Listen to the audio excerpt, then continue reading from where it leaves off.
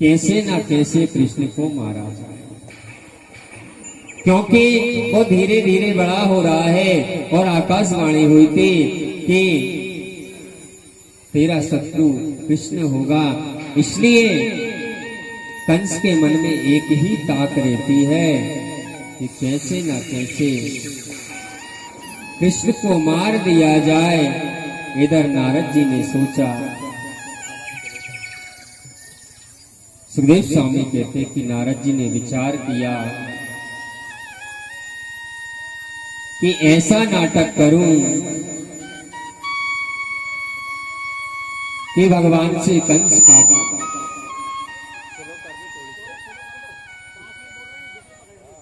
का उद्धार करवा। सुखदेव स्वामी कहते कि हे परीक्षित, आज नारद जी सीधे कंस महाराज के पास में पहुंचे और जैसे ही नारद जी मथुरा में आए उनका बड़ा सुंदर स्वागत किया। भगवान पधारिए। नारद जी ने कहा कि क्या पधारे महाराज, ये बताओ कृष्ण और बलराम को कब मारोगे? अरे 11 वर्ष और 56 दिन के हो गए हैं। कंस ने कहा कि महाराज मैं गिन गिन कर राक्षस बेचता रहा, लेकिन इधर से तो बिल्कुल सही सलामत वो जाते और उधर से खबर मिलती है कि वो भी मर गए। मैंने कई राक्षसों को भेजे, लेकिन कोई भी उनका बाल बाका नहीं। तब नारद जी ने कहा कि महाराज मेरे कहने से आप एक काम कीजिए, आपको भगवान शंकर ने धनुष दिया है, उसी धनुष यज्ञ का आयोजन कर दीजिए और उसी आयोजन में दूर दूर ग्रामीण क्षेत्र के लोगों को बुलाना और उसी आयोजन में कृष्ण और बलराम को बुला लेना। वो यज्ञ देखने में लग जाएंगे और आप उन्हें धोखे से मार देंगे। नारद जी की बात कंस को आसे आ गई कि आपने बहुत अच्छी तरकीब बताई है और आपसे बड़ा हितैषी तो हमारा कोई है ही नहीं। और विचार कीजिए बंधुओं, जो अपने मतलब की बातें दिन रात करता रहता है, हम उसे अपना बहुत बड़ा हितैषी समझते हैं। आज कंस को लगा कि नारद जी आपने बहुत सुंदर तरकीब बताई। सुखदेव स्वामी कहते कि हे परीक्षित, इतनी कहकर नारद जी ने कहा कि बस मैं तो आपकी परसों विजय श्री देखना चाहता हूँ, मैं कुछ भी सुनना नहीं चाहता हूँ। अब तो भगवान कृष्ण और बलराम के पास में नारद जी पहुंच गए। सुखदेव स्वामी कहते कि जैसे ही पहुंचे बहुत सुंदर नारद जी का स्वागत किया और जैसे ही स्वागत किया तो भगवान ने कहा कि कैसे आना है, बताइए तो सही। अब तो नारद जी ने कहा कि महाराज अरे कंस को आप कब मारोगे? नारद भगवान को हंसी आ गई, वाह नारद, उधर आप कंस से भी कहकर के आए हो कि कृष्ण बलराम को कब मारोगे और आकर के मुझे भी बताते हो कि कंस को कब मारोगे। भगवान ने कहा कि नारद मैं कौन होता हूँ मारने वाला और मैं कौन होता हूँ बचाने वाला।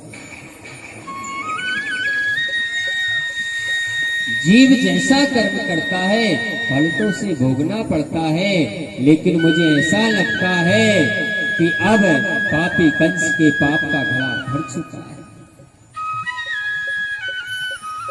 और अब तो फूटने ही वाला है। आप बिल्कुल भी चिंता मत करो। इधर रात्रि भर कंस को नींद नहीं आई,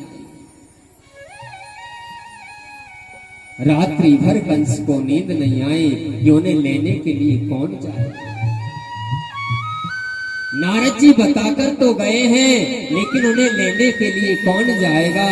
सुखदेव स्वामी कहते कि हे परीक्षित, बहुत सुंदर कंस ने यज्ञ का आयोजन किया और रात्रि के समय अक्रूर जी को बुलाया और अक्रूर जी से कहने लगा कि आपको वृंदावन जाना है और वृंदावन जाकर कृष्ण और बलराम को लेकर के अक्रूर जी ने कहा कि ये कंस अरे कृष्ण और बलराम को बुलाकर क्या करेगा, क्यों बुलाना चाहता है उन्हें। अब तो अक्रूर जी सोच रहे और कंस ने कहा कि हे अक्रूर, मैं आपसे कुछ भी छुपाना नहीं चाहता हूँ। अरे जब जन्म हुआ था आकाशवाणी हुई थी, अरे कंस जिस बहन देवकी को तू अपने हाथों से विदा कर रहा है, इसका अष्टम गर्भ तेरा काल होगा। हे अक्रूर, वो बड़ा होकर मुझे मारे, इससे पहले ही हम उसे मार गच्छ मे नंद ब्रज में तत्रे सुता आनके दुंदुबे के आसाते तबे हानेन रतानेन माचिरम।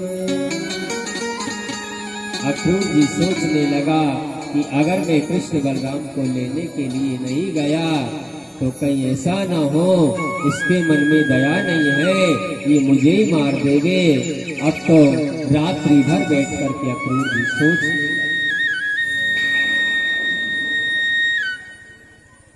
अब तो जैसे ही सवेरा हुआ भगवान को लेने के लिए अक्रूर ने सुंदर रथ को सजाया और रथ पर आरूढ़ होकर अक्रूर जी आज कृष्ण को लेने के लिए जा रहे हैं और मन में यही भाव है कि मैंने ऐसा कौन सा सत्कर्म किया होगा, ऐसा मैंने कौन सा पुण्य किया होगा कि सहज में ही मुझे कृष्ण बलराम के दर्शन हो जाए। ऐसा अक्रूर के मन में भाव, मैंने कौन सा सत्कर्म किया है। अरे जिसके दर्शन के लिए बड़े बड़े देवता भी तरसते हैं, बड़े बड़े देवताओं को, ब्रह्मा विधाता को भी दरवाजे पर खड़ा रहना पड़ता है, आज उन कृष्ण बलराम का दर्शन मुझे सहज नहीं हो। मन में यही सोच रहा है। और हे परीक्षित, प्रेम की नगरी वृंदावन की ओर अक्रूर जी ने रथ को बढ़ा दिया। सुखदेव स्वामी कहते कि हे परीक्षित, भाव विभल हो रहे हैं। अरे आज पहली बार उनका मैं दर्शन करूंगा। और जैसे वृंदावन की सीमा प्रारंभ हुई, अक्रूर जी ने रथ का प्रत्याशा। सुखदेव स्वामी कहते कि हे परीक्षित, कृष्ण बलराम गिरिराज गोवर्धन से गैये चराकर नीचे उतर रहे थे। जैसे अक्रूर जी को देखा, कहने लगे कि काका जी आए हैं, काका जी आए हैं, काका जी आए हैं। अब तो अक्रूर जी और भाव विभल हो रहे हैं। सुखदेव स्वामी कहते कि हे परीक्षित, आज अक्रूर जी के नेत्र सजल हो गए। और लेकिन मैं ये यहाँ आया क्यों हूँ ये बताना बहुत कोई जरूरी नहीं है। अब तो अक्रूर जी को नंद भवन कन्हैया बोले कि कंस ने हमें मारने के लिए बुलाया है। अरे ये बात मेरी माँ को मत बताना, अगर आपने इस बात को मेरी माँ को बता दी तो माँ हमें जाने नहीं। सुखदेव स्वामी कहते कि हे परीक्षित, आज भगवान कहने लगे कि ये लोग मेरी याद कर करके मर जाएंगे, केवल मैं इनका सर्वस्व हूँ, मेरे अलावा इनका कोई। कृष्ण बलराम अक्रूर जी को लेकर महल में नंद यशोदा ने उनका बहुत सुंदर स्वागत किया, भोजन कराया। उधर पूरे वृंदावन में समाचार फैल गया कि कोई परदेसी आया है, सवेरे कृष्ण और बलराम को लेकर के चला जाए। सुखदेव स्वामी कहते कि हे परीक्षित, आज अक्रूर जी ने कहा कि मैं कृष्ण बलराम को लेने के लिए आया हूँ। कंस के यहाँ बहुत सुंदर यज्ञ का आयोजन है, आसपास के सभी गांव के लोग आएंगे और इसीलिए मैं उन्हें लेने के लिए आया हूँ। माता यशोदा भोजन करने के लिए बैठी थी, हाथ से ग्रास छिटक नहीं जाने दूंगी। अगर मेरे प्राणों की भी जरूरत पड़े तो ले जाना, लेकिन कृष्ण बलराम को नहीं जाना। नंद जी ने बहुत समझाया कि देवी कब तक छुपाओगी उन्हें, एक ना एक दिन तो उन्हें जाना पड़ेगा, एक ना एक दिन तो उन्हें जाना पड़ेगा। सुखदेव स्वामी कहते कि हे परीक्षित, तुम ज्यादा चिंता मत करो, कृष्ण के मित्रों के साथ में प्रस्थान कर जाता हूँ। रथ में बैठकर कन्हैया आएंगे और हमें इन्हें 2-3 दिनों में मथुरा घुमाकर वापस ले आएंगे। मैया यशोदा की आंखों की नींद 3 दिन प्रिया रोवे, 10 दिन रोवे भाई, 6 महीना तेरी बहना रोवे, और जन्म जन्म रोवे माई। नहीं जाने दूंगी हे अक्रूर,